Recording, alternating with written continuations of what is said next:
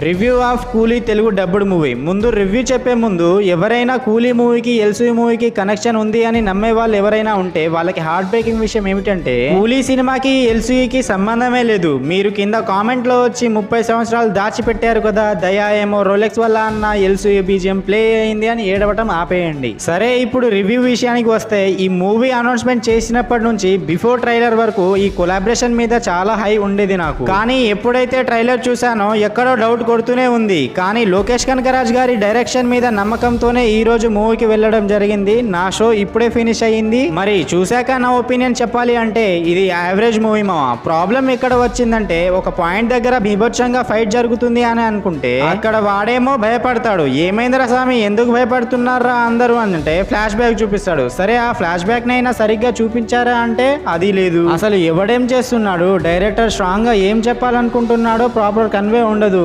ఒక్కొక్కడికి ఒక్కో మోటివ్ ఉంటుంది మామ. వాటిని మనం అర్థం చేసుకునేలా ఎస్టాబ్లిష్ చేయలేకపోయారు. అందుకే మనం తెలియకుండానే కన్ఫ్యూజ్ స్టేజ్ లో పడిపోతాం. దానికి తోడు వావ్ అనిపించే సీన్స్ మాత్రం మిస్ అయిపోయాయి మామ. రజనీకాంత్ గారిని పెట్టుకుని స్లో మోషన్ షాట్ తో మాక్సిమం ఎలివేషన్ ఇవ్వడానికి కష్టపడ్డారు. కానీ అవి 1-2 చోట్ల తప్ప ఇంకా ఇక్కడ ఇంపాక్ట్ చేయలేదు మామ. బట్ అనిరుద్ గారు మాత్రం రజనీకాంత్ గారి మీద ఉన్న ప్రేమతో చాలానే కష్టపడ్డాడు మామ. ఇంకా ఉపేంద్ర గారు, అమీర్ ఖాన్ గారు వీళ్ళ క్యామియోస్ అసలు అవసరమే లేదు. వీళ్ళ ఎంట్రీ సీన్ కి అప్పటికే సినిమా సాగదీస్తారు. ఈ టైం కి వీళ్ళెందుకు వచ్చారా సామి అని అనిపిస్తుంది మా. స్టోరీకి మాత్రం పెద్దగా యూజ్ ఏం ఉండదు వీళ్ళ క్యారెక్టర్ తో. ఇంకా శృతి హాసన్ గారి గురించి మాట్లాడుకుంటే శృతి హాసన్ గారిది ఓన్ డబ్బింగ్ ఏమో కానీ మా అస్సలు సెట్ అవ్వలేదు. ఆమె స్క్రీన్ టైం బాగానే ఉంటుంది కానీ ఉన్న టైం మొత్తం ఏడుస్తూనే ఉంటుంది. తను స్క్రీన్ మీద కనబడితేనే చాలు ఆడియన్స్ కి ఇరిటేటింగ్ గా అనిపించింది. ఇంకా మన కింగ్ నాగార్జున గారి గురించి మాట్లాడుకుంటే లుక్స్ పరంగా మాత్రం నాగార్జున గారిని టాప్ క్లాస్ లో చూపించారు మామ. కానీ విలన్ గా చూపించడంలోనే ఫెయిల్ అయిపోయారు. సినిమాలో ఉన్న మెయిన్ లీడ్స్ లో తక్కువగా స్క్రీన్ ప్రెజెన్స్ టైం ఎవరికైనా ఉందా అని అంటే అది నాగార్జున గారిదేమో.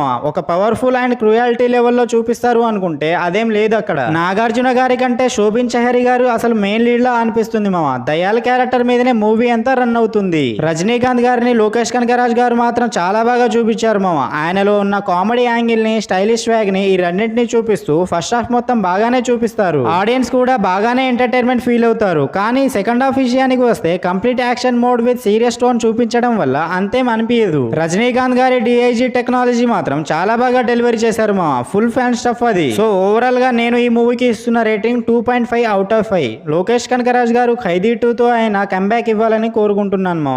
ఈ వీడియోని చివరి వరకు చూసిన ప్రతి ఒక్కరికి థ్యాంక్స్.